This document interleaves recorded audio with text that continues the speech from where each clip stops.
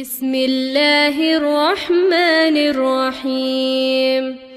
تبارك الذي بيده الملك وهو على كل شيء قدير، الذي خلق الموت والحياة ليبلوكم أيكم أحسن عملا، وهو العزيز الغفور.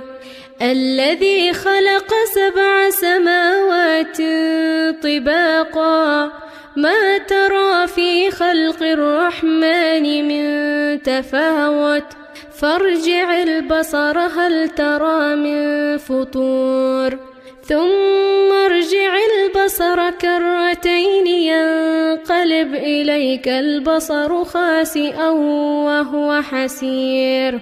ولقد زينا السماء